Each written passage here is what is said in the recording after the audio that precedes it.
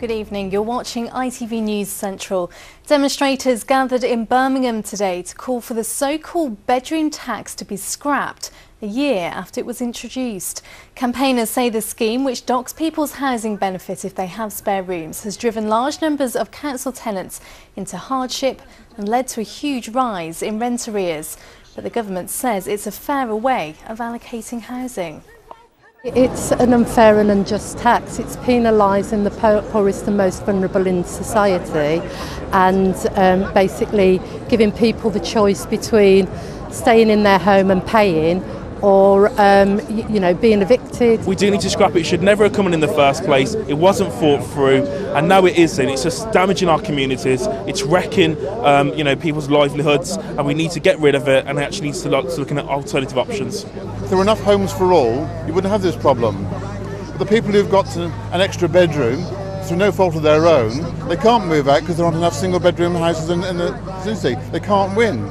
They can't pay for it and they can't move out, so it's a completely unjustifiable tax. An investigation has been launched after a holidaymaker managed to fly to Spain using his girlfriend's passport.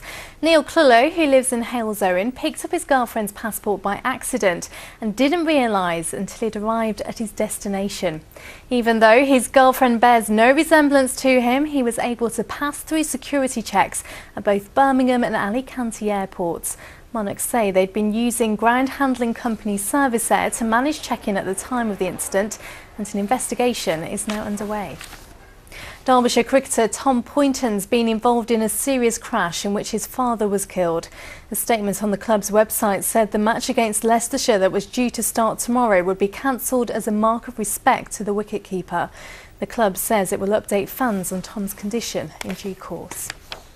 An eighth man is being questioned by police investigating the disappearance of a teenager in Leicester. Anna Simeonova, who's 15, was last seen in the Lee Circle area of the city on the 25th of March. Police say they've no reason to believe she's come to any harm. 6 men have already been released on bail in connection with the inquiry. Another man was released without charge. Passengers have been given the chance to see some of the new trams which will be operating on the Midland Metro this summer. £40 million has been spent on upgrading the fleet, which will run between Snow Hill Station and Wolverhampton. They're made in Spain and cost £1.8 million each.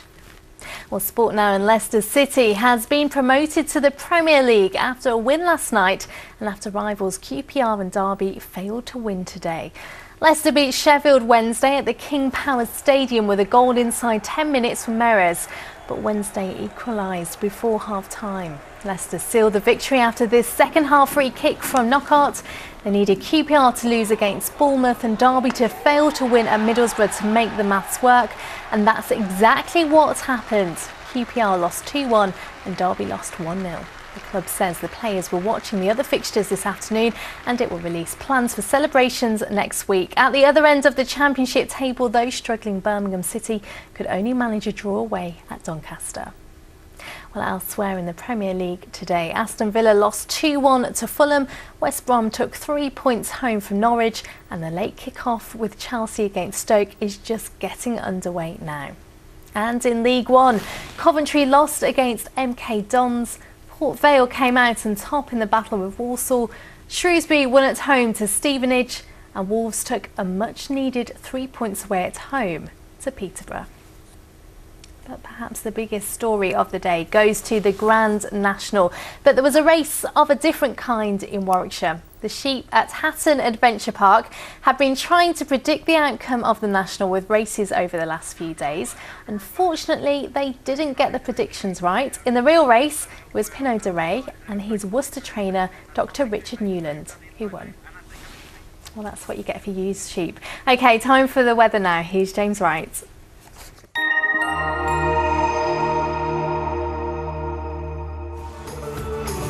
A short break, whatever the weather.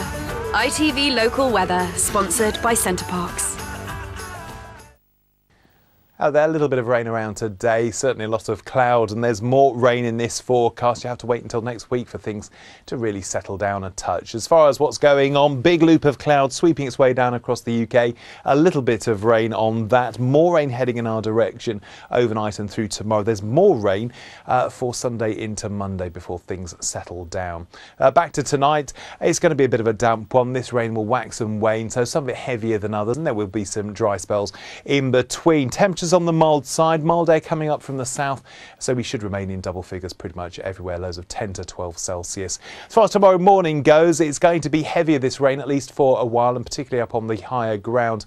And then as we get into the afternoon, once again, the rain comes and goes, becomes a little more patchy and lighter in places. Temperatures not much higher than the overnight lows, only getting up into the teens, around 13 Celsius.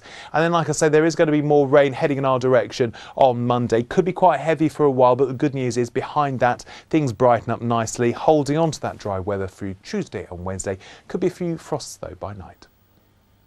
ITV Local Weather, sponsored by Centre Parks.